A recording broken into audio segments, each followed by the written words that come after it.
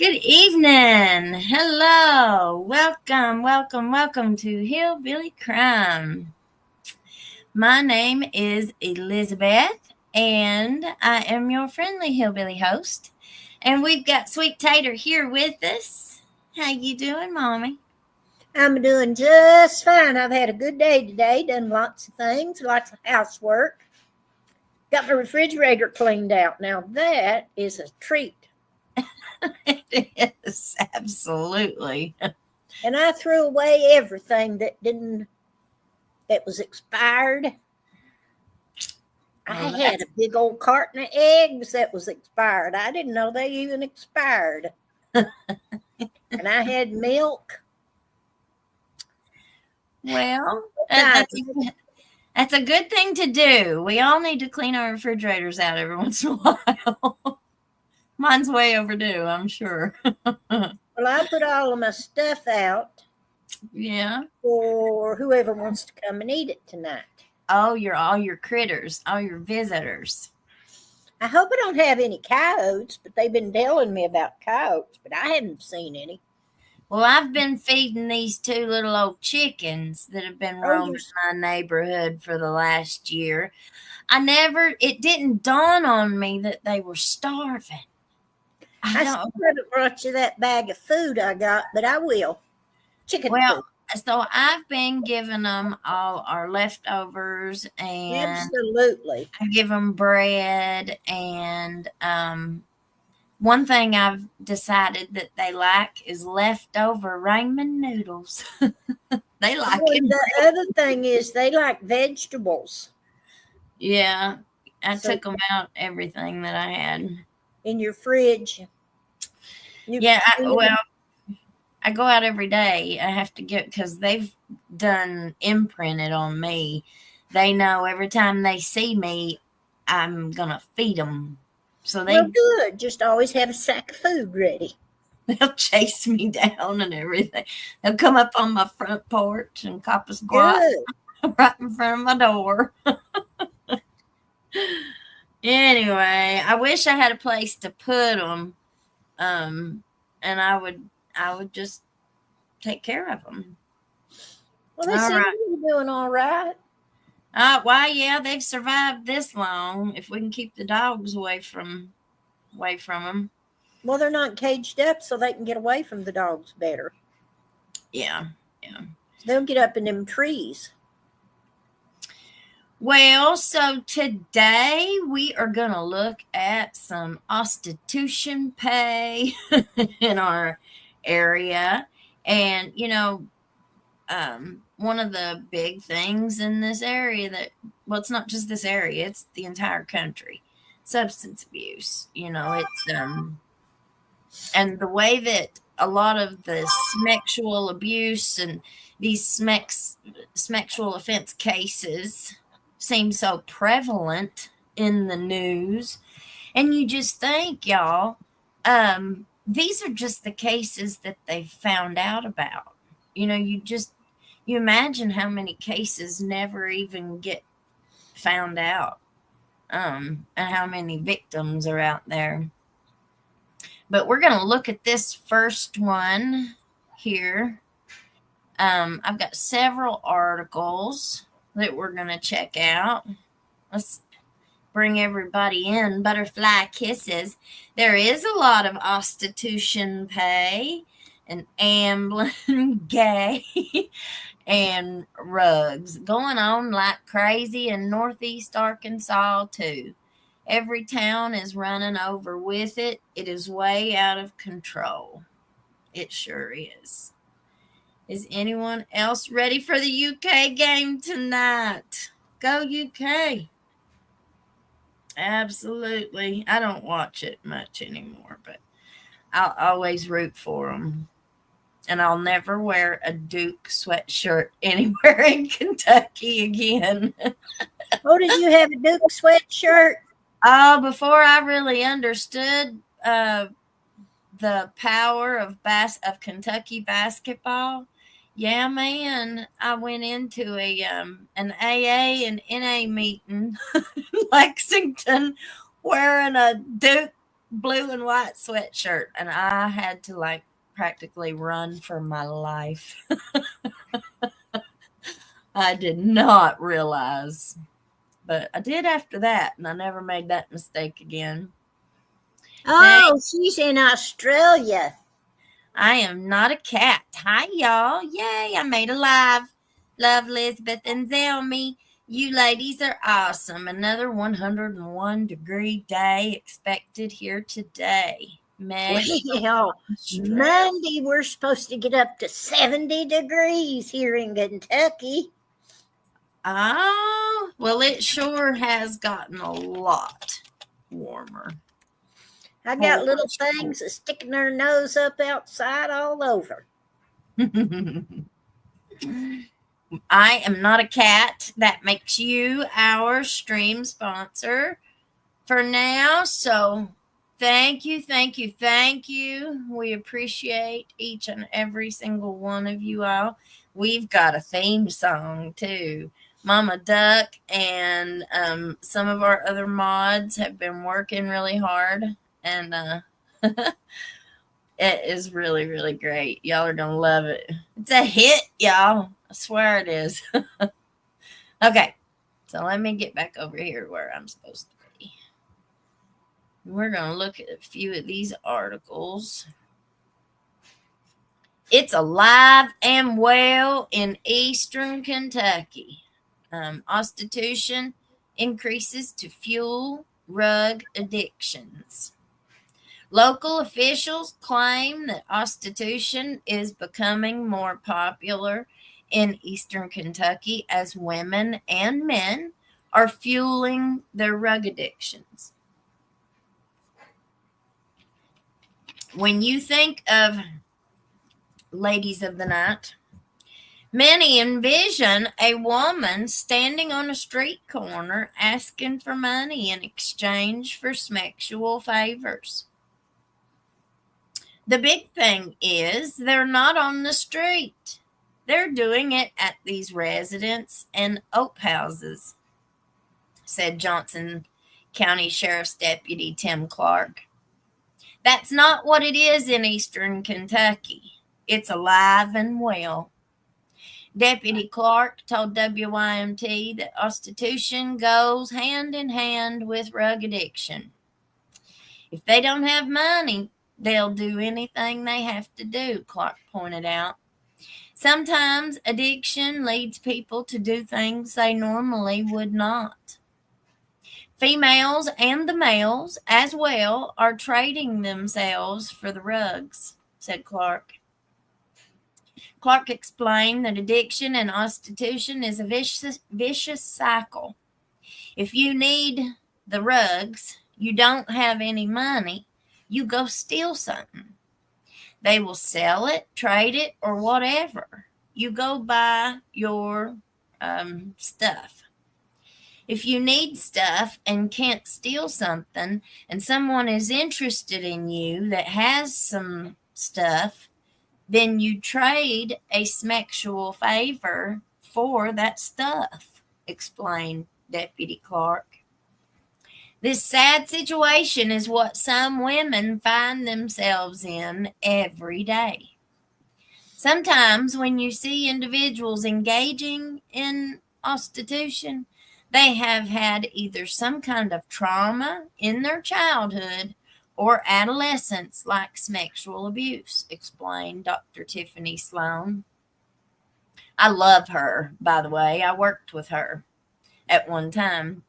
Dr. Sloan is a clinician for the Break the Cycle program at West Care Emergency Shelter. She said usually women or men in prostitution are depressed. They do experience a lot of self-worth problems, low self-esteem, and they do feel lost, Dr. Sloan pointed out. Places like the shelter or addiction recovery centers can offer help.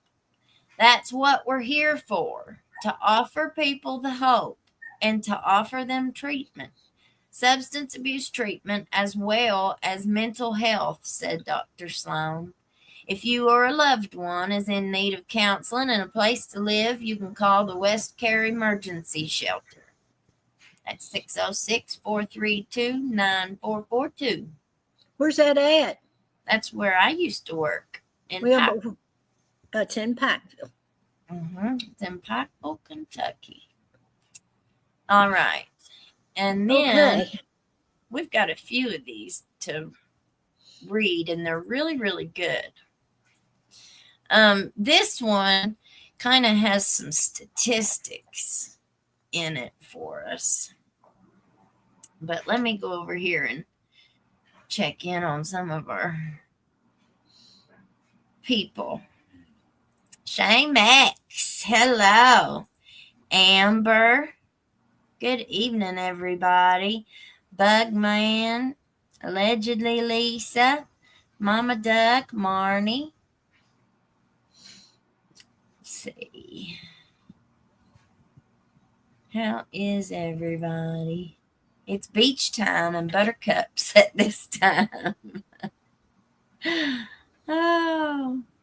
All right. Yeah, everybody says they're all excited, looking for some warm weather.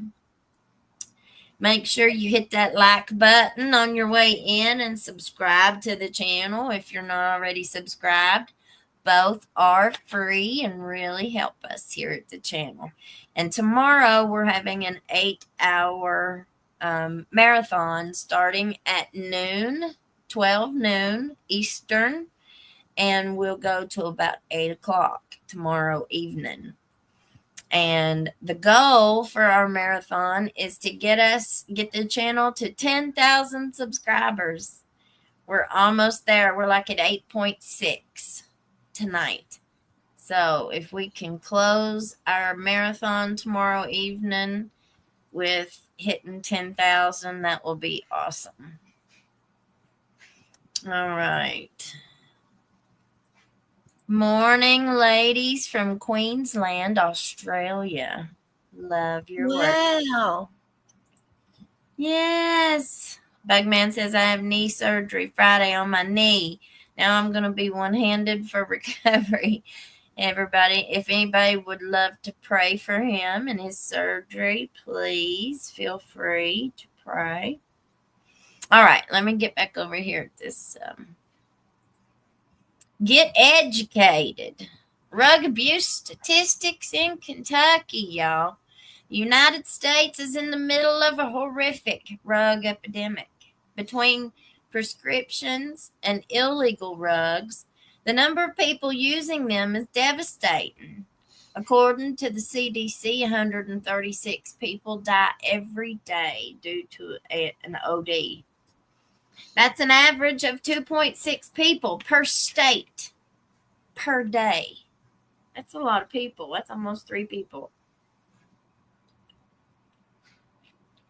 Kentucky, unfortunately, has similar rug abuse statistics, with a 32.5 for every 100,000 OD rate. The state ranks 7th in the country for OD deaths. In the year 2019, Kentucky had 1,380 OD deaths, or 3.78 deaths per day. This statistic, already higher than the national average, is before the COVID-19 pandemic. And then it says, and drug abuse statistics in Kentucky. The drug abuse statistics for Kentucky are startling. They include OD deaths per 100,000 people and arrest rates for rug-related offenses. Kentucky's biggest rug issue, according to the 2020 release, is still meth, with over 12,000 tests run by state police. However, testing has increased for the F word that unalives people as well over the last year. The 2018 Kentucky State Police report indicates that there was 23,038 DUI violations and 67,850 rug violations. That's 249 violations per day and every 5.78 minutes for an entire year. Additionally, the rug abuse statistics in Kentucky show that in 2018, 54% of people who were known to have a substance abuse issue entered treatment. 2 in 10 people know someone who has a substance abuse issue with math and or the H word. The Kentucky Health Report indicates that 29% of people in eastern Kentucky know someone with a math issue. I'd say it's higher than that. In northern Kentucky, 36% of people know someone who struggled with the H word. These are some pretty high statistics, y'all. But one of the most startling numbers is the amount of money spent by the Kentucky Agency for Substance Abuse Policy. The budget for 2020 was over $11.5 million. Follow the money, y'all. Kentucky's ASAP spends this across the state on recovery, education, and employment. Getting help in Kentucky has been made easier with the government funding granted in the wake of the national rug statistics in 2020. Kentucky is ranked 5th in the country for most rehabilitation facilities per 100,000 people. This is a consistent statistic for the state, who has ranked in the top 10 for the last 5 years, as having the highest numbers for OD-related deaths and emergency room visits per 100,000 people.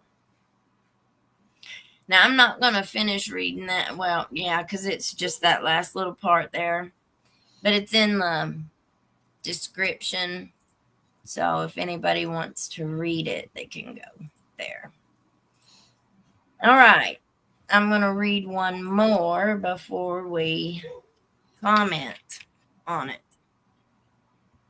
You know, that stuff they give you to counteract an overdose, you know, they give it to us to use. Mm-hmm. Does it work on the F word?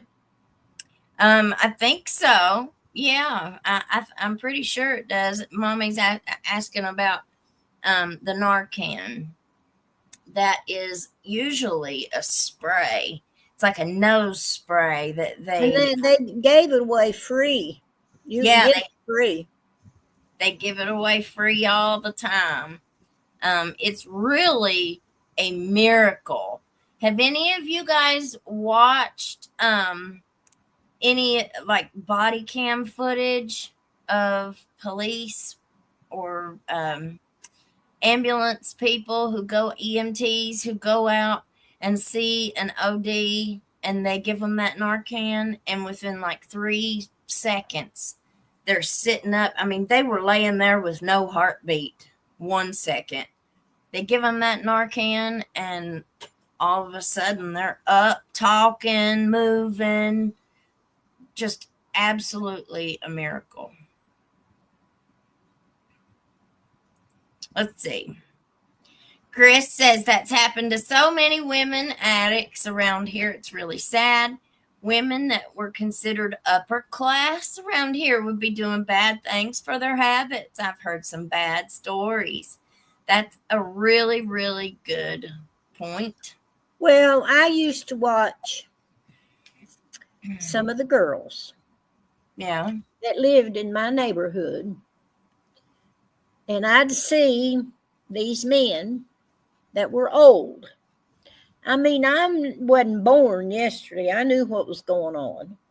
And they'd come down and pick these little girls up, and they'd drive off. And it was those old men giving them their pills. Yeah. Well, you know, in Harlan, Kentucky, they used to have a place called the commissary. And it was right around the corner from the jail. It was right around the corner from the courthouse. And they had a whole lot of girls who would go there. And Oh, I didn't know yes, that. oh yeah. They got arrested a lot of times, and they would be on the guardrail. Everybody knew about the guardrail on the highway towards. Well, I always saw a lot of people hanging out there, and I was never tempted to stop. It didn't look like someplace I wanted to go. Yeah. But Well, I didn't know all that. here. This is a good one I'll read this one first. This was September 19th, 2006. So this is pretty old, but it's from Harlan, Kentucky. And it's addressing what we're talking about. Politicians and police battle prostitution problem. Officials in a small southeastern Kentucky town where unemployment is high and drug use is rampant has a new problem to contend with: prostitution. Harlan officials blame the drug epidemic for producing a hardened core of prostitutes on the streets downtown. Harlan police have made 33 ladies of the night related arrests since 2001. So if this was in 2006, that would have been in a 5-year span, 33 arrests. But the misdemeanor charge and its potential $80 fine do not appear to be much of a deterrent, Chief Danny Cottle said. So far, it's been about impossible for us to get a handle on it, Cottle said. Harlan police conducted a sting operation last month in which they charged 8 men ranging in age from 26 to 82. Whoa, he's gifted. There's your dirty old man. Well, I guarantee you he probably had a pocket full of blue pills. Meanwhile, the city council asked its attorney last week to research a loitering ordinance that might help keep prostitutes off the streets. Rugs are at the root of it, said Harlan Mayor Daniel Howard, a pharmacist. We've got a society now in which these women are so broken they're willing to do anything for rugs. The proposed loitering ordinance could receive its first reading next month. It's nothing we'll be able to legislate, I know, the mayor said, but we'll do the best we can and give our officers the tools to do it with. Business owners and religious groups in the town have asked Howard to find a solution to the problem. Restaurant owner Tammy Gale Baker, I know Tammy, said she fears it is driving potential customers out of downtown Harlan, which she says is already struggling to survive. They're doing better now. Yeah, they are. They got some nice restaurants. They even got a place that makes beer.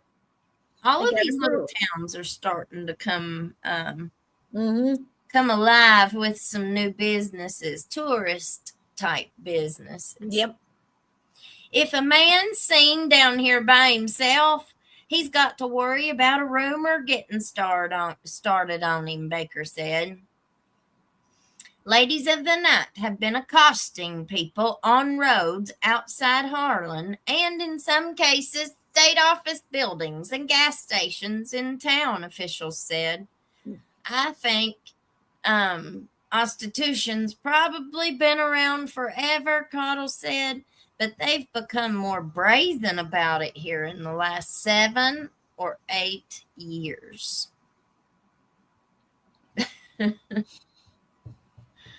All right. Now let's go over here and read this one. Hang on. First, we'll go over here and check out everybody's comments. All right. John Thomas. Hi, pretty ladies. I'm a neighbor from Huntington, West Virginia. I've got an article about West Virginia right here in a second. Hello, welcome to be here. Oh, let's see. From the hood to the holler. Definitely not. If they don't, let's see. Amanda Evans says if they don't have money, they will do anything to get it. Coming from a police officer. Years ago, a military guy told me about growing up in Pikeville. He said as a young boy, his grandfather took him to a place where all the men took their boys to learn about being a man with these women. Yeah, I've heard of a lot of places like that. But what we're trying to connect this to here is how they go from being, yeah,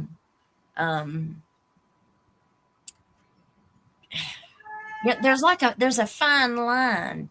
You have these women wouldn't be able to sell if there wasn't somebody willing to buy. It is what supply and demand. I just watched a video earlier. It was a body cam footage of an old man. He looked like he was 85 years old, probably down in Florida somewhere. But he had picked up a lady of the night and taken her back in some parking lot.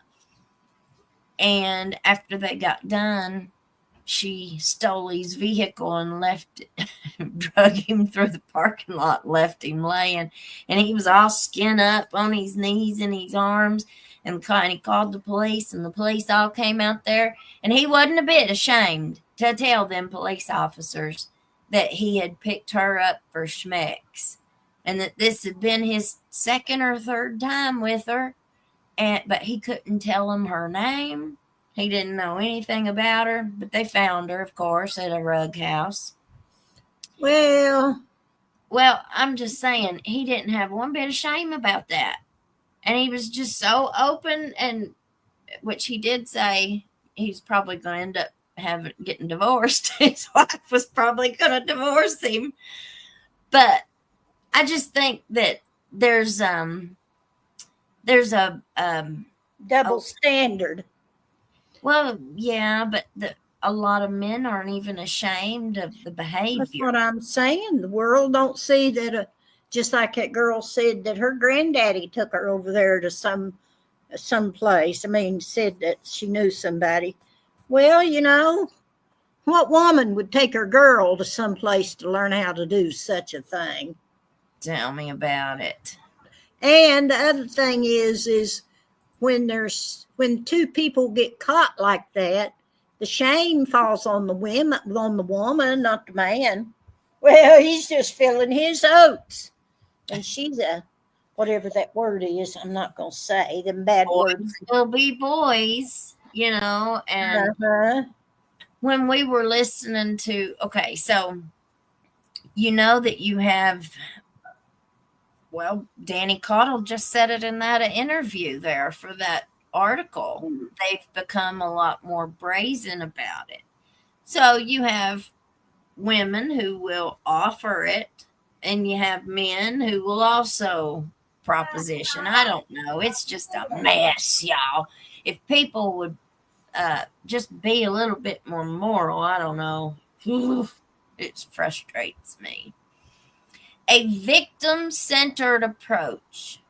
When does it go from the oldest profession in the world to being this right here, what this article's talking about? Like, where do you divide it? Where's the line that it crosses?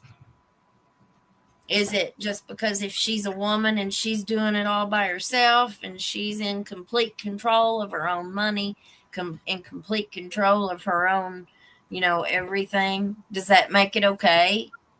Or if you've got some man in a very prominent position and he's sending a girl over to his buddy,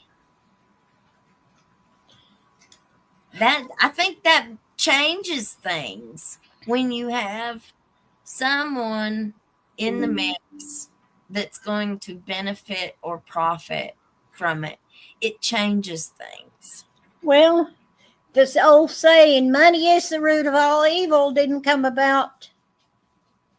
Well, it's the love of money. I said that exact same thing and somebody fussed at me.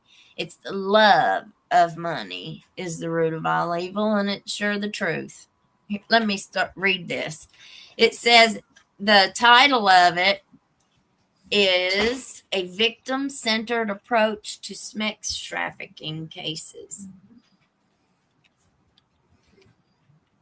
And what this got me thinking, or what got me thinking about all of this, is these cases that we've been looking at in our Attorney General's office that has a sex trafficking task force. So that means they have people who are trained on their staff to be able to do interviews with people. I think they call it what is it that they call it, y'all? It's what they call it whenever they go to interview kids. It's right on the tip of my tongue. Crisis intervention? No, it's just interview with children that are trained for trauma. Maybe that'll give it to us. Now that's all you get. It's a forensic interview. Oh, That's the name. That's what they call it. I've not heard of that before. It is. This is what Google gave me real quick. It's a trauma trained child interview, often called a forensic interview. It's a specialized conversation with a child who has potentially experienced trauma, designed to gather information about the event while minimizing further psychological distress by using techniques that are developmentally appropriate, non-leading, and focused on creating a safe environment for the child to share their story. Now, they can also do that with victims, even if they're adults. Sex offense victims, they do have people who are trained, specially trained to speak to these victims. And so it bothers me that they have not utilized that. And I see all of these articles and stuff that they put out about recognizing sex trafficking, but yet it looks like they didn't even recognize it. A 17-year-old girl was lured by someone she thought was an older boyfriend. She ran away from home to be with him, becoming isolated and estranged from her middle-class parents. With meager funds and no education or work experience, the girl was told to use her body. Almost immediately, she began dancing at a club and having schmecks for money. Her body was sold on the internet and in classified ads, at clubs, private parties, and on the streets, sometimes as often as 20 times per day. Years of emotional, physical, sexual, and psychological abuse and manipulation replaced her dreams of going to college and becoming a nurse. That happens to so many of our people, our young people. Over time, she even forgot her name. Instead, she bore tattoos of her PIMP's name so she would know that she forever was his property. Control over her emotions, behavior, thoughts, and life disappeared as she was trafficked from one hotel to the next, between cities and across different states. Cycle of control. As this scenario illustrates, ladies of the night often are victims of schmex trafficking. Smuggling individuals for schmex and forced labor is a worldwide criminal enterprise with an estimated annual revenue of 32 billion, surpassed only by the illegal rug trade. Law enforcement agencies usually combat the selling with traditional vice enforcement focused on the street level schmex trade. These ladies frequently are arrested, treated as nuisance offenders by the criminal justice system, and returned to the streets shortly thereafter, propagating an ongoing series of events. So you just think about it. These same women are going through revolving doors in the jail.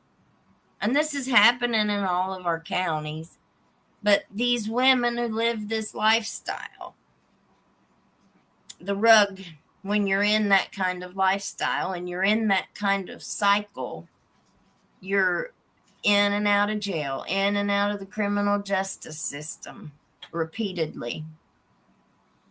While they are criminalized, the true predatory offenders, the PIMPs, and traffickers are empowered to continue manipulating, controlling, and forcing girls into sexual servitude. How many of these girls do you think their old men know what they're doing? Some of them do, because their old men are also addicted and they can't sell themselves like their old lady can. So they don't care if she does it as long as she brings him home some. That's a sad fact. Well, it is. Do what? I know. I was just going to get my doggy some food. Okay. As this scenario illustrates, these women often are victims. Did I already read that part? I think I did.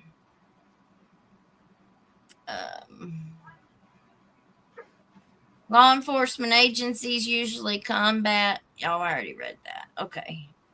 For PIMP, often is difficult to the lack of credibility. Prosecuting these men often is difficult due to the lack of credibility of the women. That makes a lot of sense. Mm-hmm. Let me go let my dog in.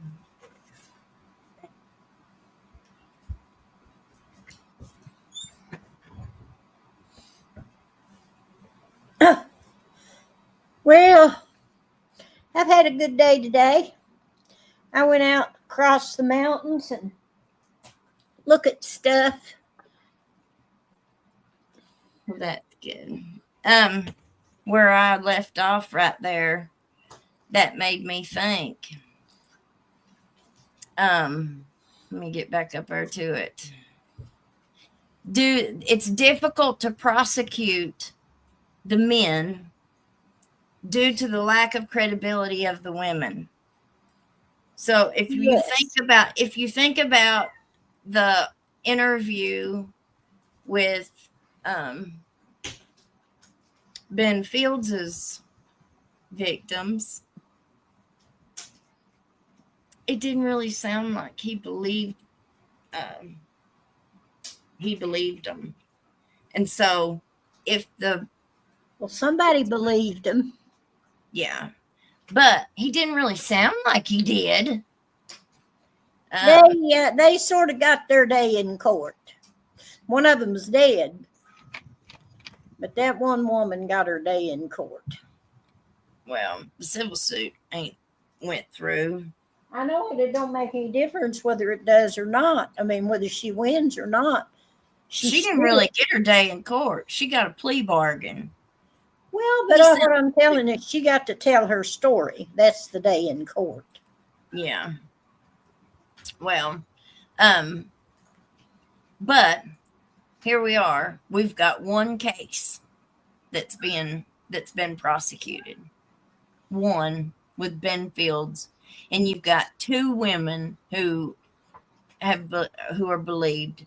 You got how many more have been victims that nobody believed, you know? And that's basically what I'm saying here. I mean, I'm glad that we got that conviction, but what about all the others? Well, there's not anything going to ever be done, but we do know they're there. Well, we don't know if nothing will be done. Their high risk, transient lifestyle, occasionally involving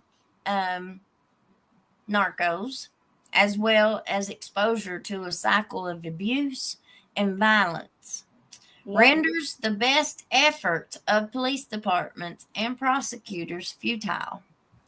Traditional law enforcement approaches generate large arrest numbers, but typically are unsuccessful in identifying victims or providing them with the resources necessary to break the cycle of control. It's a lot like DV relationships. How many women go through the cycle over and over and over again, but they won't leave? Or if they do leave, they get sucked back in. Well, a lot of times they don't have any place to go. Yeah. And then they don't have the emotional support that they need. And they have very low self-esteem usually. Mm-hmm. And then their kids are always used as some sort of a ploy against them. Mm-hmm. And if the male has family, they put pressure on her too. So it's any wonder that they can't break free. Absolutely. Absolutely. Victims' non-judgmental approach. Victims' testimonies are crucial to law enforcement investigations and successful prosecutions. Building trust and rapport with a traumatized victim is critical. A victim-centered approach provides a systematic focus on the individual's needs and concerns to ensure compassionate and sensitive delivery of services in a non-judgmental manner. I mean, that's why training is so important. You can't just send any old hillbilly in there. Well, some of them old hillbillies like me would do better than some of these other people, because I got empathy for people that are caught in situations. Yeah. Some people just have no empathy. That's right. And you have to be able to de-escalate. You know, don't go in and escalate things. Well, yeah, if you go in there and say, well, I'm just going to go out there and just beat him up for you, and yet that isn't going to help. You got to give hope. You're giving hope is what you're trying to do. Identifying, not criminalizing victims is the first step in adopting a victim-centered strategy. Absolutely. To achieve this goal, officers must be committed to helping victims feel safe, secure, and stable. They should use available resources such as social services and victim assistance programs. Non-governmental organizations, NGOs, also are valuable during the recovery process. Consistent with a growing trend in current public policy, support and protection of victims should be provided regardless of their active cooperation with an ongoing investigation. A victim-centered approach to sex trafficking investigations is useful in breaking the cycle of violence and control. Law enforcement officers can build relationships with potential sources to expose and dismantle sex trade networks. Investigators should target traffickers and the P's, the men, and identify and rescue additional exploited victims who continue to be manipulated. Undue influence. Mind control, thought reform, and psychological power even often is endured by victims. The BITE model, behavior, information, thoughts, and emotions of human trafficking centers on this process. It focuses extensively on the traffickers and the PIMPs' capacity to control victims by undermining their ability to think and act independently.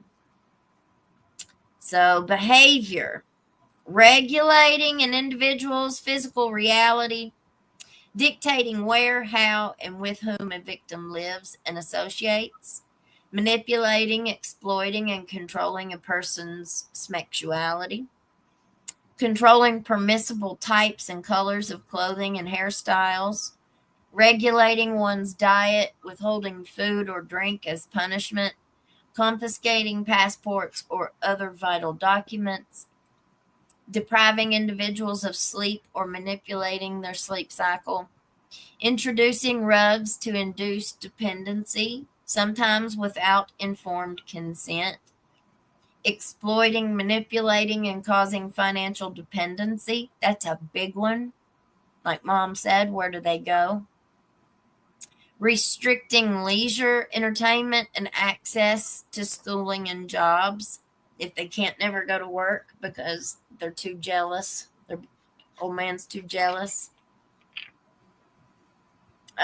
Spending extensive time on grooming and indoctrination, requiring permission for decisions, forcing victims to report the thoughts, feelings, and activities of themselves and others, modifying behaviors through punishment, discouraging individualism, imposing rigid rules and regulations, threatening harm to a person's family or friends, providing little or no medical treatment or mental health support, instilling obedience and dependency. Those are all big ones.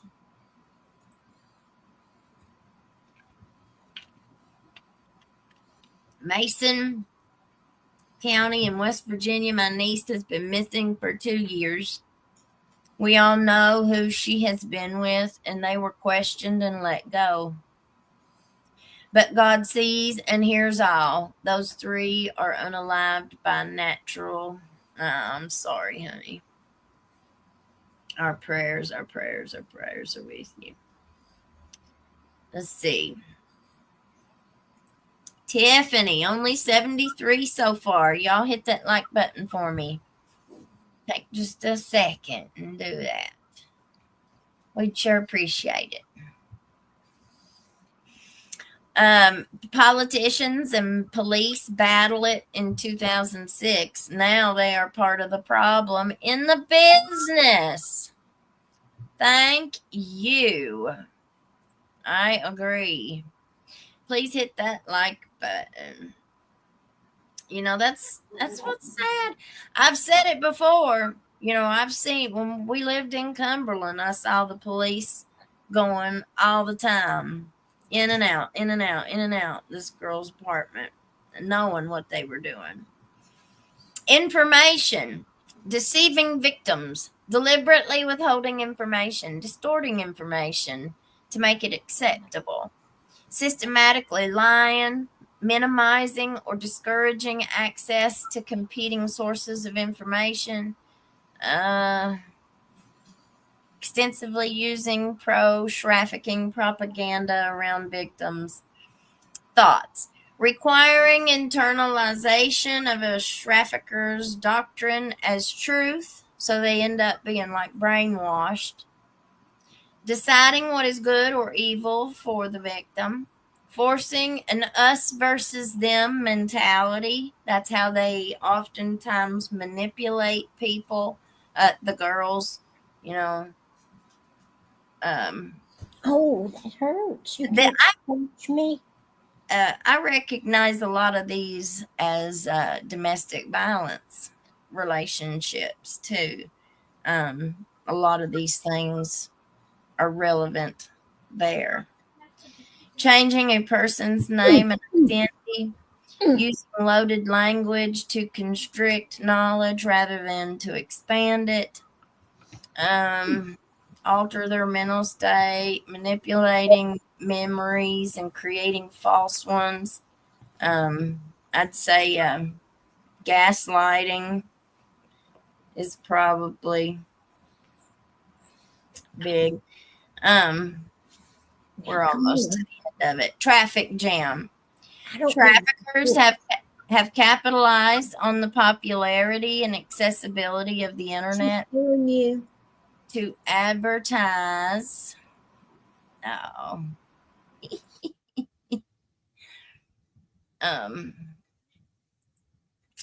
To advertise their victims via classified websites. To combat this exploitation, a university computer science lab developed Traffic Jam, a large-scale analytical system designed for law enforcement to provide an accurate, high-level, efficient analysis of online schmex ads to identify trackers and victims. After a user enters a phone number into the search field, Traffic Jam explores internet classified sites to determine whether and when that particular number has been used, displays trails of ad movement, and pinpoints interstate tracks to which a victim or number can be linked. They've got all kinds of technology now, people don't have to don't think for a second that they're not going to be able to track your stuff. Quit putting all your stuff on your phones.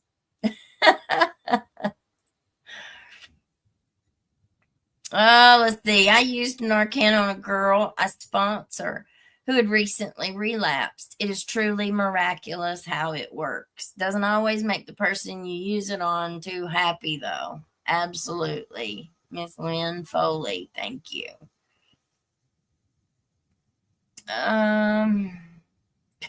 If Pikeville was helping boys, minors with ladies of the night, it's been a business in Eastern Kentucky for over 60 to 70 years. Yeah. All right, let me go over here to this one. Women addicted to opioids turn to schmex work in West Virginia. If I went back out on the street, I'd die, said one former schmex worker and recovering opioid addict. A woman walks by Recovery Point, Charleston, and Huntington, West Virginia. There was a time when Beth would have laughed if somebody had told her she'd wind up selling herself on the streets. She had loving parents. She had a high school degree. She was 19 and plotting her next move in life. Then her old friend Amber handed her a little green pill. It was an Oxy 80, Beth said, using the slang for an 80-milligram tablet. She said, "Come on, just try it one time."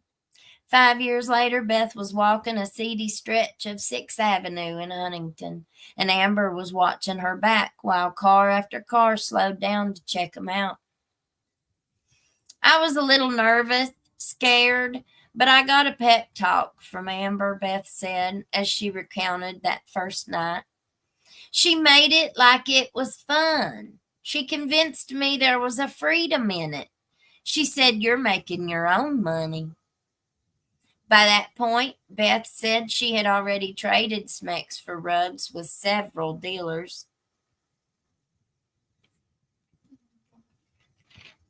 Beth, as well as Amber's family, asked that they not be identified by their full names to protect their privacy. I had been used to faking it, wearing a mask to survive, Beth said. I would pretend to absolutely adore somebody to get people to take care of me. But now she was so desperate for rugs, she didn't care how she got the money. And within minutes, a potential John pulled over. It was this guy who was well known down there for picking up girls, Beth said. He slows down, gives me the head nod, makes a turn into the back alley, and she went with him. We stand to lose a generation. No place in America has been hit harder by the opioid epidemic than West Virginia. And no place in America was less prepared for the onslaught. Already grappling with the loss of thousands of coal mining jobs, stagnant growth, and an exodus of young people in search of opportunities elsewhere, the Mountain State was a sitting duck when Big Pharma began pumping prescription painkillers into the state. The House Energy and Commerce Committee is now investigating the pharmaceutical companies and distributors who they say turned West Virginia into the epicenter of the crisis. A growing crisis. West Virginia OD deaths. 5 states with the highest rates of deaths in 2016 per 100,000 residents. West Virginia 52, Ohio 39, New Hampshire 39, Pennsylvania 37, Kentucky 33. Last year, 909 people died in the state's 55 counties. According to the West Virginia health statistics, opioids figured in 2/3 of the 63,000 fatal overdoses reported in 2016. Some struggling small cities like Williamson, population 3,200, were swamped with an astounding 6,500 pills per person over a decade. You'll see that? 6,500 pills per person over a decade. That's how many prescriptions were filled in that area at pharmacies. Creating a new generation of addicts and further fraying the already torn social fabric. The epidemic also drove many desperate women, as well as some men, into the street for cash, lawmakers and police said. I know a few men in this area who didn't become GAY until after they had become addicts, if I said that right. A lot of the addicts are from towns that went bankrupt when the coal industry collapsed, said Matthew Perry, the Department of Homeland Security's resident agent in charge, who investigates schmeck's trafficking. In some places, there just aren't many other ways to make enough money to support a habit. They go from prescription painkillers to the H word, to prostitution, to becoming a woman of the night. While some women in West Virginia choose schmeck's work, others are victims of schmeck's trafficking, forced into prostitution against their will. Schmeck's trafficking is a crime of opportunity, and the pivot point for that opportunity is opioid addiction, said Assistant U.S. Attorney Andrew Kogar. PIMPs often hold out the promise of rugs in return for women engaging in the act, he said. We think that's fueling a lot of the demand and supply. It's hard to quantify just how pervasive a problem prostitution driven by opioid addiction is in West Virginia, a conservative state that gave President Donald Trump a landslide victory in 2016. The FBI compiles annual crime statistics from law enforcement in all 50 states for its annual Uniform Crime Report. But for reasons that are unclear, West Virginia is one of the few states that do not report crimes that fit in the category of prostitution commercialized vice. The state police does aggregate prostitution arrest data, and I do not understand why it hasn't been forwarded to the FBI, Koger said. But I do know that data exists, and it's troubling. NBC News has requested those figures from the West Virginia State Police. Matt Meadows, a probation officer in Huntington, said he sees the steady stream of prostitution arrest reports, and there is a sad refrain running through them. They go from prescription painkillers to the H word to prostitution, he said. It's very common. The West Virginia Human Trafficking Task Force, which includes social workers and concerned lawmakers, is trying to figure out how big the problem has become. The group aims to raise awareness about sex trafficking and fight it by developing a network of service providers, victim advocates, agencies, and religious organizations to support trafficking victims and their children who are straining the state's foster care system. Every state, I'm sure. I don't want to lose any women to trafficking at all, but we stand to lose a generation if we don't act more forcefully. A member of the West Virginia House of Delegates who sits on the task force. Amber's dad told NBC News he fears it may be too late for his daughter. I wish she would go to prison because then I'd know she was alive, he said. I know she's having to be hooking, and you hate that for your kid. But what can you do but cry and pray every night, and that doesn't seem to be working. I had a sweet, innocent face. Now 28, Beth said she didn't drink or smoke. Mary Jane in high school. She was already living on her own and working as a waitress when she first crossed that line. Beth, like other Schmeck's workers quoted in this article, is being identified by an alias. Her story has been corroborated by local police, newspaper accounts, and interviews with her social workers. I had stopped being friends with people because they were using that stuff. I was that good, Beth said. There was a lot of us that did that, so she wasn't alone. That was not rare. Then a friend I hadn't seen since high school called me and needed a place to stay. She was really sick. That friend was Amber, and she was sick because she was trying to get off drugs. It does not discriminate. Don't matter how good you were or how good you are. It will bring you to your knees, and it will cost you way more than you are willing to pay. I promise. So I gave her a place to stay, Beth said. When she got better, she said she wanted to do it one last time before she quit forever and asked if I'd be interested. And I said, sure. Years later, Beth said she doesn't know why she agreed, but she let her defenses down. I tried it with her and it just took off from there, she said.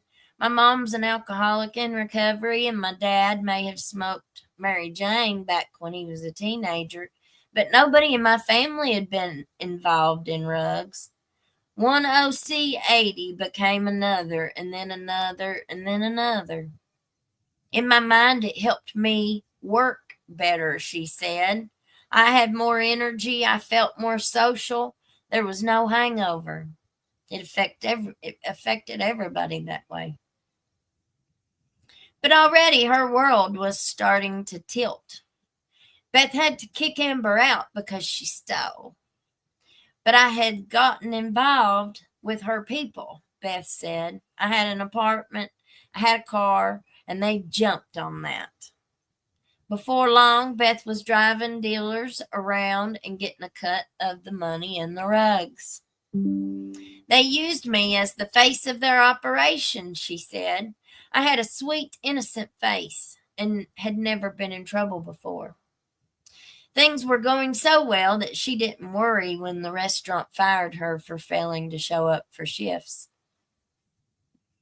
Then I met this older guy who used to take people down to Florida to the pill mills, she said.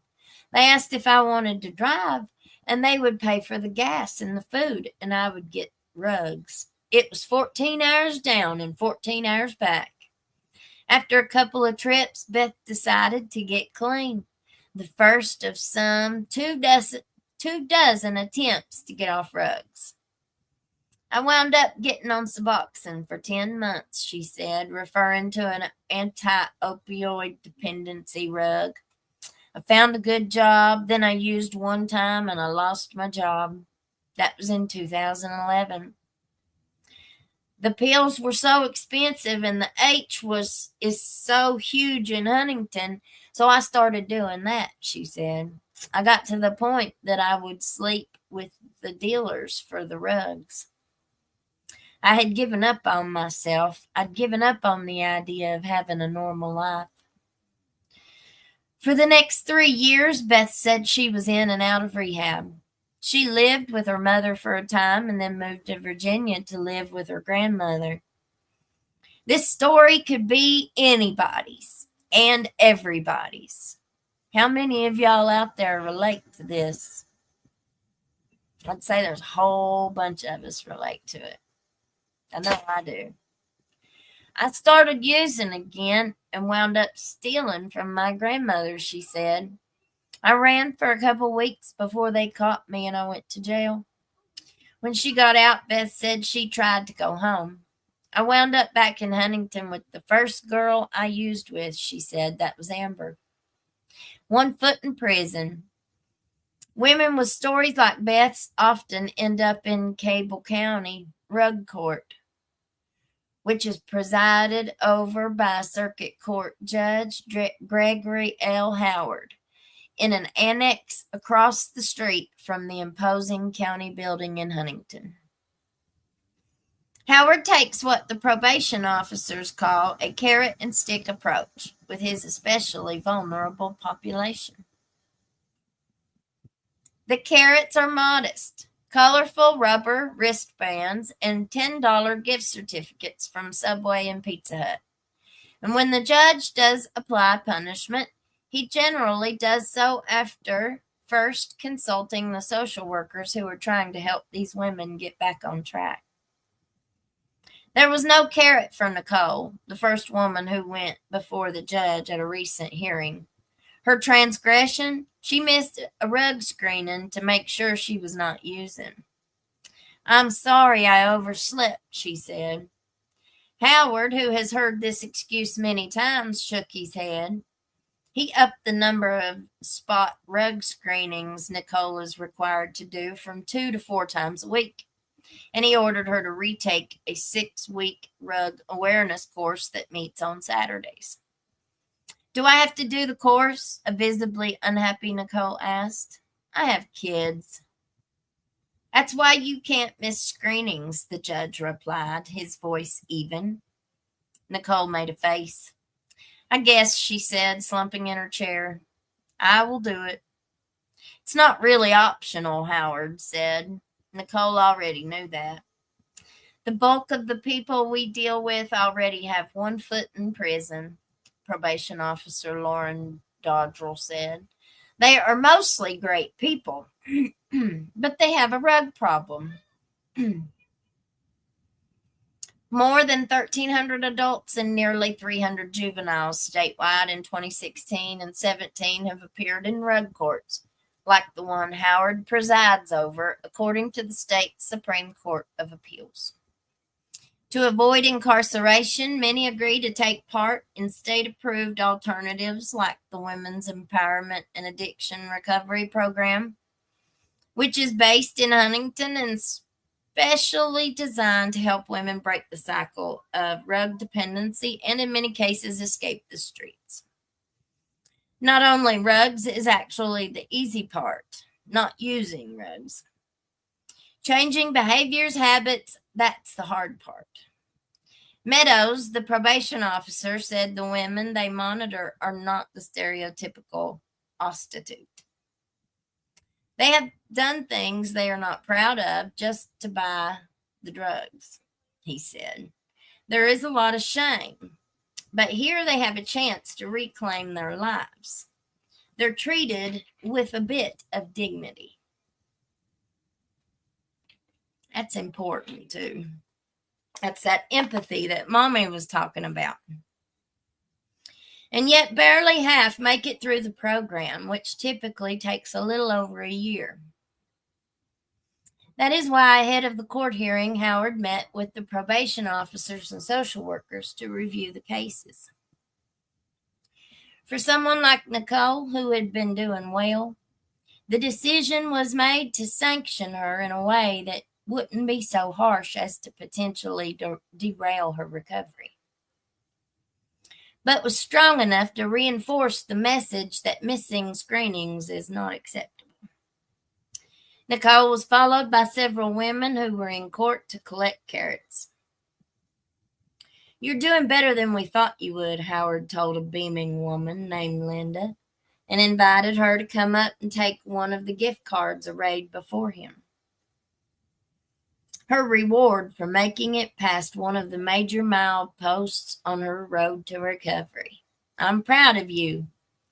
"Oh, thank you," Linda replied as the courtroom erupted in applause. "My kids love pizza." There were more kudos from the judge and cheers for several other women who collected wristbands and gift cards, including a young woman, Carly, who informed the judge she had just landed a job at McDonald's. "They just took my sizes for my uniforms," she said. All Carly needed now were shoes with non-slip soles. But rather than give her money and perhaps endanger a person still wrestling with temptation, activist Freeman volunteered to find a pair for her. Because that is what Freeman does. For half a dozen years, Freeman has been running a ministry through the Lewis Memorial Baptist Church called Brown Bag and Backpacks that provides SMEX workers with meals, a gospel tract, and a number they can call when they are ready to leave the life. The girls love Vienna sausages and Capri Sun drinks, she said, adding that many of them rarely eat more than once a day. We give them a pack of Pop-Tarts and soft snacks like yogurt because a lot of them have dental issues. And we give them spoons because we saw them trying to scoop yogurt out of the container with their fingers. That's sad, ain't it? Hitting rock bottom, all the Johns became a blur as Beth worked the streets. All she could think about was getting high. "I had given up on myself," she recalled. "I'd given up on the idea of having a normal life, of having a marriage, children, the white picket fence. Any ambition like that was just gone." And that's so true. Most people do give up. And those things are just, it hurts too much to even think about having a normal life because you know you're never going to have one. Or at least you think you won't. I've been there. I was there for a long time. All she needed was another fix. "You literally live from moment to moment," she said. "You don't want to be sober because that's when reality sets in."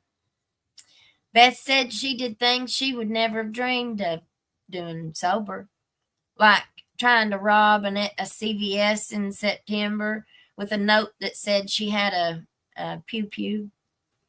"I wound up doing some time for that," she said. "I got clean in jail, got out, came back, and relapsed.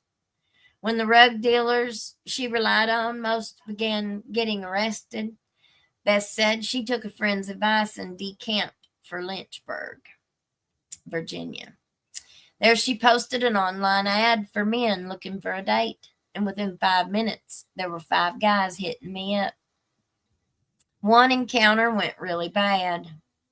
There was a guy I met up with at a motel, and we did some stuff, and I passed out, she said. I woke up 45 minutes later, and he had taken me to some trailer out in the country. He took my phone and chained me up. I had to rug him to get the chains off and get away. That's very dangerous. Beth said she didn't dare report this to the police, but it rattled her, and she moved on to Roanoke, Virginia, where she tried again to get straight. I had dried out after an 8-month run, she said. I called my mom and told her I wanted to come home for Christmas. Wearily, her mother agreed. Soon, Beth was on a Greyhound bus home to West Virginia. Once there, she ran into an old friend who she used to use with, who told her about a place for women like her in Charleston called Recovery Point. I looked at my mom and said this was the kind of place I need, Beth said. So I called, packed my bag, and have been here ever since. That was 14 months ago. Path to sobriety. Well, we're almost done. This is a long article, ain't it? Sheesh. You get back over there. Recovery Point is a 92-bed long-term facility for women in Charleston that is supported by federal grants, donations, and fundraising drives. It is in a low-gray industrial-style building, and many of the patients have walked in Beth's shoes. It is also a stone's throw from some of the seediest streets in the West Virginia capital. And every time Marie, an employee of the center, drives by and sees the girls working the street, her heart breaks a little. I did it for 6 years, said Marie, who is from a nearby state and was a college student when she got hooked on painkillers prescribed by her doctor. Within weeks, Marie said she graduated to the H word and soon started doing schmeck's work to support her habit. You'll do anything for the next high, she said. You'll meet somebody who will act like some kind of Prince Charming, and they wind up selling you. Several stints in jail convinced her she needed to make a change. The last time I got paroled, it was to a long-term treatment program in Kentucky, she said. That's probably the Chrysalis house is in Kentucky. I was ready. I wanted a different life. I knew if I went back on the street, I'd die. Marie, who's 27 and asked not to be identified, got sober, finished school, and landed a job at Recovery Point. Now she helps recovering women transition from one phase of treatment to the next. Women start with the detox program, which takes 3 to 7 days and introduces them to the 12 steps, the philosophy pioneered by AA. If they make it through the grueling first few days, they are assigned a bunk and a shelf for their belongings. They are required to attend daily rug awareness classes, and they are assigned a 72-hour buddy, the first of several peers who help them adjust and get back on their feet. Needless to say, no rugs or alcohol are allowed. Residents are also barred from using cell phones or driving cars. They must refrain from violence, making racial threats, and having schmecks. If they break any of those rules, they risk being tossed out. All of our girls, they do all the cooking, cleaning, yard work, maintenance, Marie said. They learn all those life skills while they are here. As they move up from one phase to the next, they are given more freedom and more responsibility. They are encouraged to find jobs on the outside once they've completed the program, but they have a strict curfew. In time, they are allowed to spend some nights away until they are ready to live on their own again. At that point, some get tapped to be mentors for the newbies. Marie said it takes from 9 to 14 months for most patients to graduate, although some, like Beth, take longer. Since the program started 2+ years ago, 18 women have completed it, and 16 of them are still sober, Marie said. 11 of the graduates are still at Recovery Point, working as staffers, and they now have completed an apartment building behind the facility where the girls can live. But many women don't make it, and many arrive with a mindset forged by years on the street that everybody can be conned. They learn really quick that they can't pull that stuff with me, Marie said. I know when they're lying. I just want to be happy. Beth's days now begin at 6:30 a.m. when she wakes up in a dorm room crowded with bunk beds that she shares with 44 other women. The rest of the day is structured around chores and meetings where the women sit in a circle and smoke cigarettes and share their stories and draw support from one another. At 10:15 p.m., the lights are out and another day of sobriety is in the books. Beth is close to completing phase 1 of her recovery and preparing the next phase, which will require her to get a job outside the protective cocoon she has been living in. The last time I held a job was back in 2012, she said. Can you see that, Mom? Zelma. Oh. You had me muted. I can see it. Okay, will you finish reading it for me? Can you finish reading it? Beth said she has some short-term goals, like the 10th high school reunion this summer that she's thinking about attending. She also has a court date coming up for the attempted CVS robbery, where she hopes the judge will take her rehab into consideration and expunge the arrests from her record. Long term, she says, I just want to go back to school.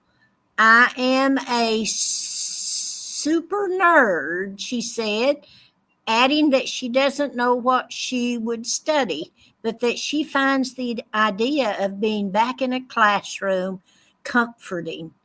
What she doesn't see in her future right now is a man. I don't care. I don't crave a husband anymore, she said.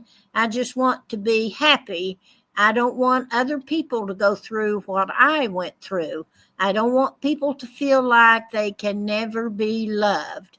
But the past is always present for a recovering drug addict. Last fall, Beth said she was doing her chores and found herself staring at an all too familiar face, Amber. We caught up some, Beth said. She told me this time she was going to get sober. She lasted 3 days and she was gone.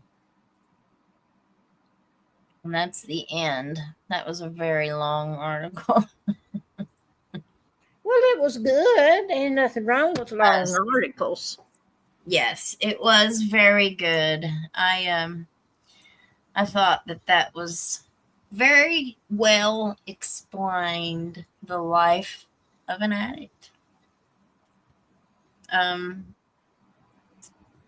There's been such a big to do about treatment and recovery, but nobody. I feel like the part that very few people actually succeed in it gets lost.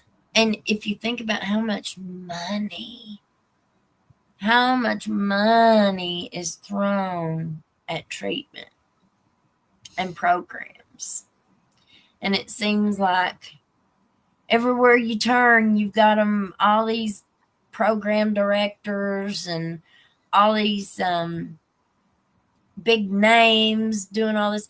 And all you ever see is them giving big awards to each other and patting each other on the back and telling all this big stuff about each other. It seems like it's very centered on or focused on the people that are putting the program out instead of the ones that need to be succeeding. Supported. Yeah. Well, I gotta go. All right. Yeah, we're gonna leave this one here. It was very sad. Did we have? I wasn't looking at the comments. I think somebody gifted some memberships. Thought I saw somebody mention it. When I was reading, I couldn't see it all. Bye, Mom.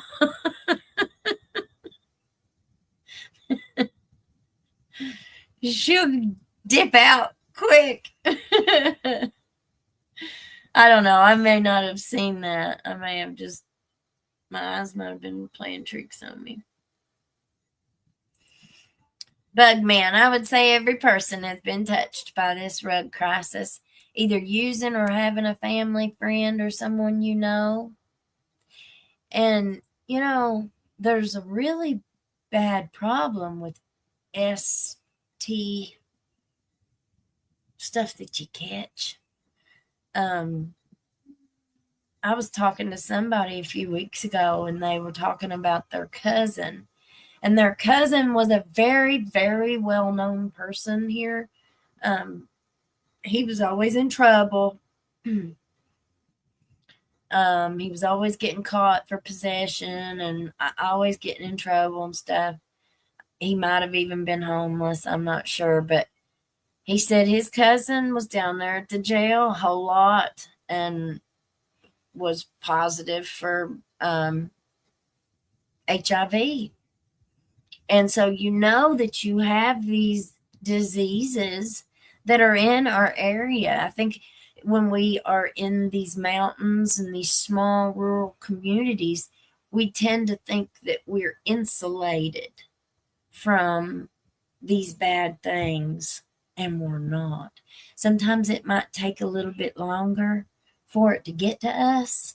It might hit the cities sooner before us.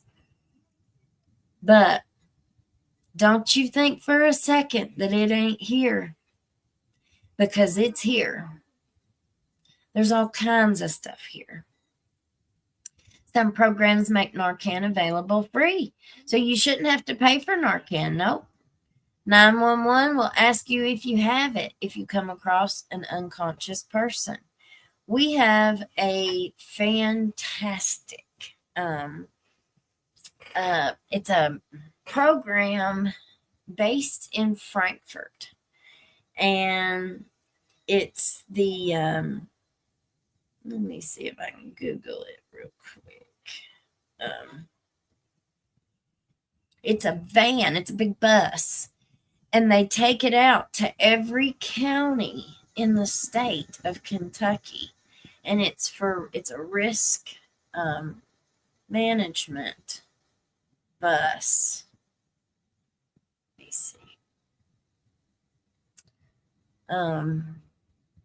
I actually met the people that are like the directors of it at the SOAR Summit in Pikeville many, many years ago.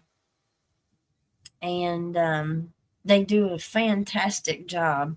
But they take that bus and they bring it out, and they've set up the needle exchange programs. They've set up big Narcan giveaways at health departments in the state. There's a lot of programs where you can get Narcan, and they'll give you a bunch of boxes of it, and you just take it home and keep it in your car, put one, I don't know, put one in your cabinet at home. I don't know. it's not only good for people who have maybe some regular interactions. Maybe you have a family member that you might need to use it on sometime, or you might just be driving down the road and find somebody that you could use it for to help save their life. Let's see. Let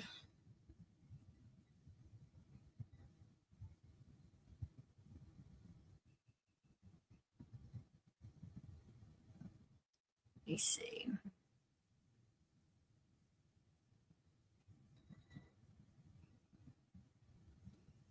I don't understand why, sir. Oh,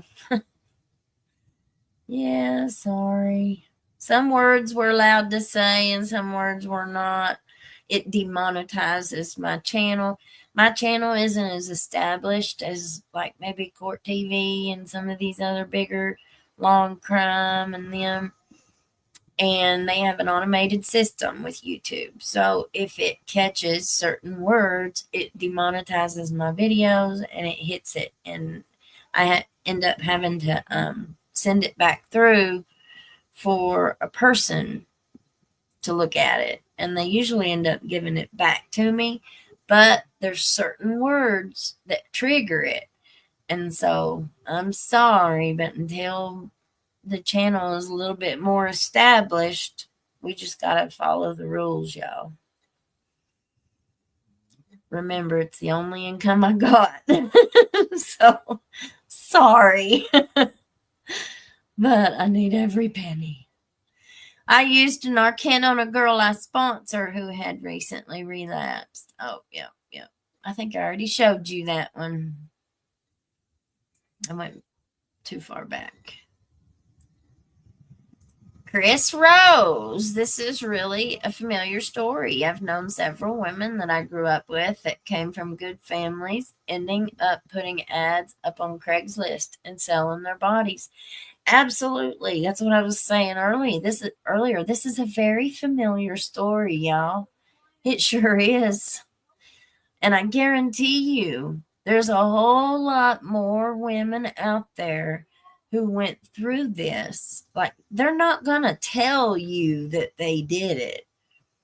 It's not something that anybody is proud of, especially if you've gotten your life together and you're married and you've got kids.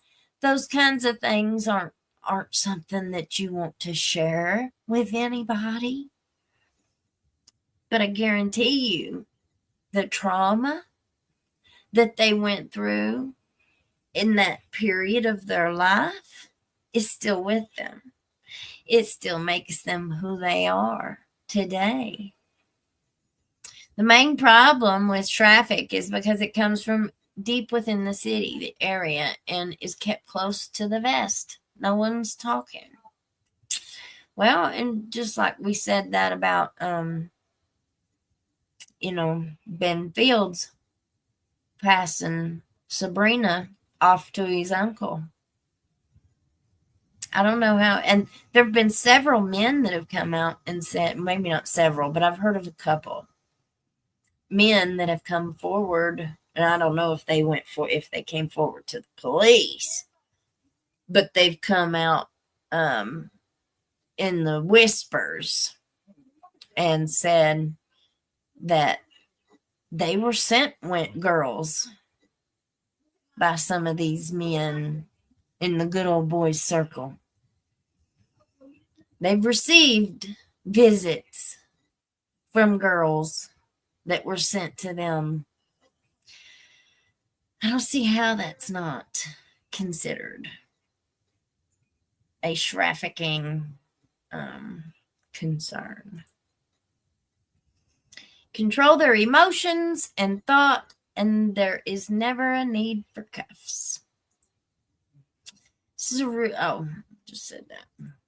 Mama, yep, I'm an old guy who has hit my head many times racing. Kate, I pray for all these people and victims. Amen. Amen. Mama Duck, if you are a mod and not in Discord, please email her. Tomorrow we're going to have fun. I can't wait. I can't wait. I can't wait. Terry, most children are victims within their own family. Yes, thank you for pointing this out. This is so true. Neighborhood, including church associations, growing up, leading to addictions later in life. No support as a child and accused of lying. And they don't even have to be accused of lying. Do you know how difficult it is to tell your mom that their favorite person in the world has been messing with you or has done some things that made you feel very uncomfortable? What do you think the mom's going to do? Even if she believes it, even if she believes that what you're saying is true, how do you think that's going to go from then forward? I could tell you how it went with me and my mommy. It happens, y'all. And it doesn't, and there's not always an answer. There's not always a solution. There's not always a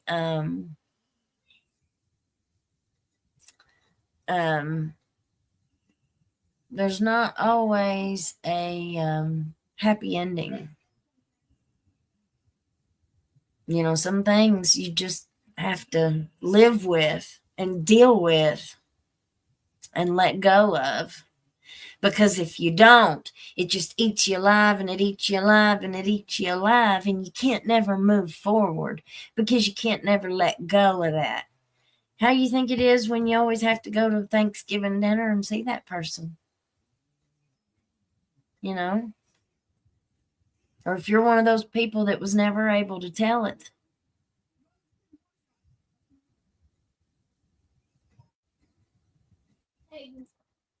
Bugman, you all should do a show on the serious issue of child pedos. They are so, and they are in every town in America. Listen, these men that get caught doing this, there are daddies, there are uncles, there are cousins, there are brothers. And a lot of time, even if they're done, you know, passed on and gone, well, a lot of times their family doesn't want you to talk about that. How dare you? How dare you talk about their memory or, you know, say something about them because they're gone. Well, just because they died don't mean they turned into a saint all of a sudden. But a lot of people act that way. Can't speak ill of the dead. Yes, we all have to take care of our fur babies. My doctors, they have what football players get, CTE. Pray for Chris Rose. Absolutely. My children are 4, 6, and 7. They are current. Oh, I'm sorry. You know, a lot of us have these stories. A lot of us have these problems. Math and other drugs definitely affected the small town that I grew up in. We have drug cases, DV, DUI, and assault as the main crimes I saw coming through the DA's office. Yep.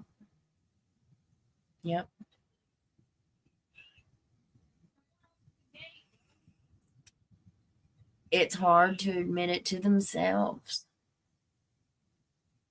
Look here. Bugman says, our hospital has a vending machine with Narcan in it for free. That's amazing. I love that. Took me years to leave and a lot longer to talk about it. Finally told my kids about it 2 years ago. I'm 70 years old. My youngest was 4 years when I divorced. Bless you, honey. Bless you. That's what the problem is. Once you've been told you're a liar and you did it, lie, they just go silent and say nothing. So sad for those who weren't out. Wild's man, Mom. I agree. It's really, really hard to come forward and talk about this stuff. Because of several reasons. The shame, the guilt, maybe how is somebody going to react to me? Are they going to believe me? Are they going to call me a liar? Are they going to be my friend anymore? Are they going to love me still? Or if you're married or in a relationship with somebody, you sure don't want to talk about it and tell it. You don't want to tell it to your kids because, kids don't need to be burdened with our trauma as parents, of course. And a lot of times we end up perpetuating that cycle, whether we mean to or not. A cycle of destruction, for sure. Yeah.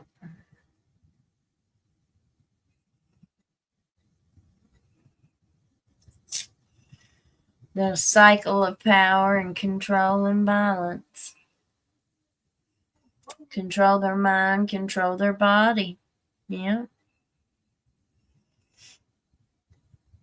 My lawyer has promised helping me and my children that he's prepared to appeal to a higher court. Well, good, honey. Good. Yes. If the topic or content ever gets too heavy for anybody, it is perfectly fine to dip out. Peace out, Girl Scout. And come back. Absolutely. I guess we'll go ahead and end this one here for tonight, y'all. And we'll get, yep, look there. Crystal C. Thank you. Got another member. There it is. Jamie Stump gifted 5 Hillbilly Crime memberships. If you got a membership, please reach out and say thank you to Jamie Stump. Thank you, honey. Marnie says thank you too. Wild Man's mom. Just a couple years ago, Tennessee lowered the age of consent. I thought it was already too low. Well, here in Kentucky, it's 16. And that woman nurse that I don't know if any of y'all are familiar. We looked at a case where a local woman here, I guess she would have probably been in her 40s. She was a child abuse nurse. So her role for one of her jobs, was she was the nurse. Like if the social workers or somebody suspected a child was being sexually abused, she was the nurse that they used to investigate, to meet the child and look and see, right?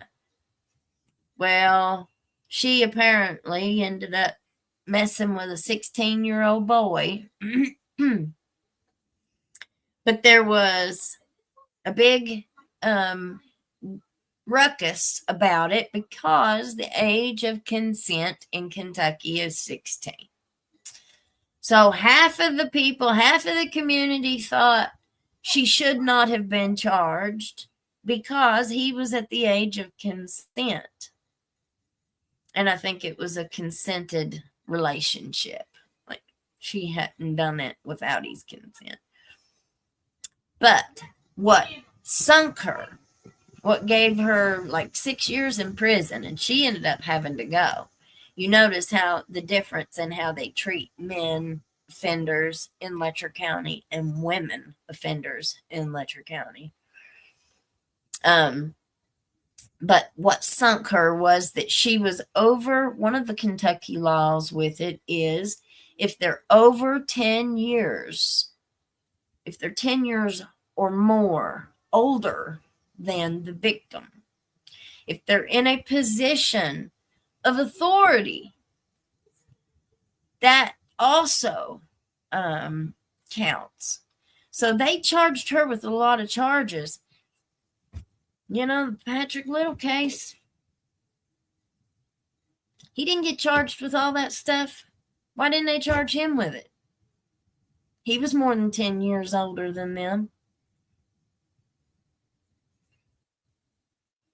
But they haven't told any of the details about that one. Somebody told me the other day it was because it was digital. The evidence that they had against him was digital. It was not physical contact.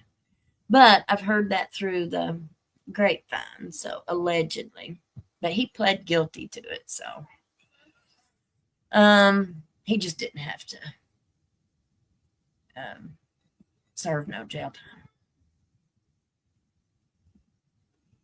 But it's just a mess. Prying Paula. I love that. How is a 20-year addict who hasn't worked in years, has no car, no home, no family, willing to help them, supposed to get to drug court? Good point. Yet they give it to them all the time, and they just don't go. Good point. My late husband once told me when I was a kid, before we married, some 40 years later, he said, it gets in you like nothing or no one can. Philip, R.I.P. Yeah, and people that have never been there and they've never experienced it, they have absolutely no idea what we're talking about. They just don't get it. I've kind of related it to smoking cigarettes. I know it's a completely different thing, but if you've ever been a smoker and you know how hard it is to quit smoking cigarettes, it's very similar. Or at least that's the best way I know how to explain it. Nicotine addiction is very similar in my mind.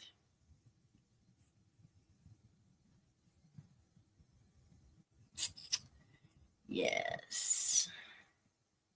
If you are a paid member and want your VIP HBIC room invite, please email me or Elizabeth and we'll get you in. Absolutely. Somebody asked me what a digger was the other night. I said, if you are a member or if you can't afford to become a member and you haven't gotten a gifted membership, well, there's another way that you can help be part and come be part of our Discord. You can be one of our diggers. What a digger is just any time that you see a good story or if you have a good tip, dig through the internet and send us something. And if you want to be one of our diggers, you send it to my email. Just holler at me and let us know, and we will send you the link for the Discord. Mama Duck's got the Discord bumping. It is up and ready to go. She's adding new things to it daily. We've got our theme song almost ready. She's been working really hard on that. I love it, love it, love it. We are a work in progress, y'all. We are a work in progress. And I cannot wait to share it with you. Terry, Elizabeth, you're right. Hep C is very high in Kentucky and other states. HIV is on the rise in the U.S. too. So the treatment beside drug addiction is the ability for people to get treatment for the symptoms. Yeah. According to reports, the old-time thing that unalive Van Gogh is coming through offices to be treated. Yes, yes, yes. And I have heard this myself.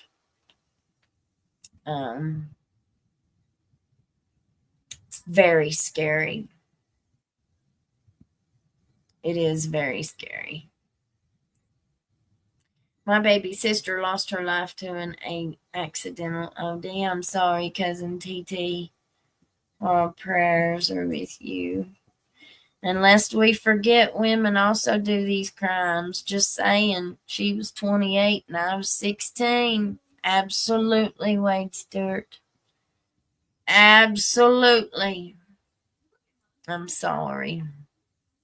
And it's not, I think there's a really bad habit too of looking at these boys, these young boys, and saying, oh, boys will be boys. Looking at it like it's a notch on their belt. Not anymore, y'all. That's an old way of looking at things. That's an old mentality. That is not the way that people think today. Oh, no, it's not. It's not okay. I have 2 teenage boys. If a female teacher up there at any school or coach or whatever, aide, was doing that to one of my boys. Oh my gosh. I mean, I just wouldn't even want to think about the emotional damage. Our children's brains are not developed until they're like in their mid-20s. And not just boys or girls, both of them. Their brains are not developed. Their emotional maturity, their emotional development is not completed until they're like in their mid-20s.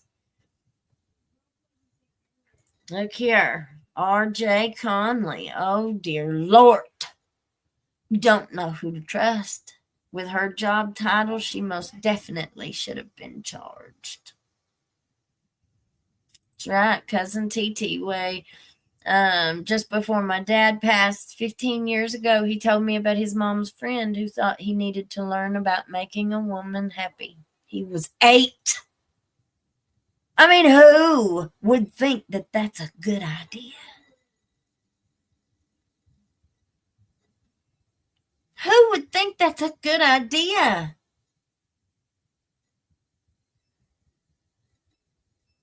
It's just awful.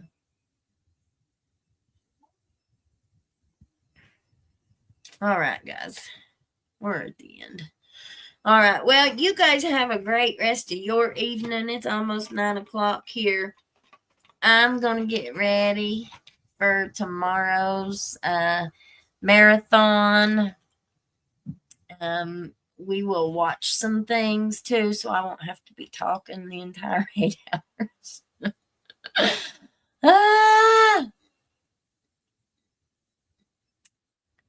Look here, Wade Stewart. It's really weird. Exactly what Elizabeth is saying right now was me.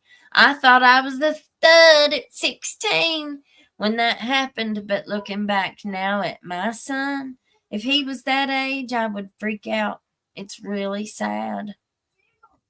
My ex-husband said that when he was 13, he was like a guitar genius, one of them kid, what are they called? A prodigy, a musical prodigy. And he played in a band, and James Wiley Craft drug him around to all the bars when he was a kid and stuff. Well, apparently he had his very first girlfriend was like 28 or older, something like that. But he was only 13.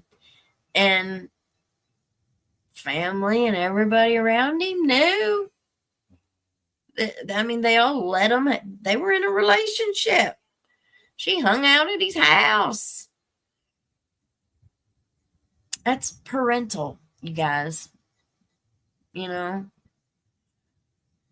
us moms of boys, us boy moms, you got to be willing and ready to beat them off, you boys. Got to beat them off, our boys. But I think this generation of kids that's coming up now, they're so much better than what we were. I don't know if it's because so many of them were raised by their grandparents and had parent or children of addicts, because I'm 48. So my generation was decimated. My son, my oldest son, mommy raised. My own mommy raised Willie. Because I wasn't responsible enough. I was not doing well. And I couldn't take care of myself. So if I couldn't take care of myself, I sure couldn't take care of him. And it was better for him to be in a stable environment with mom. And that was, no matter how hard, how bad it hurt, no matter how hard it was to let him live with her, I still had to do that because that's what was best for him.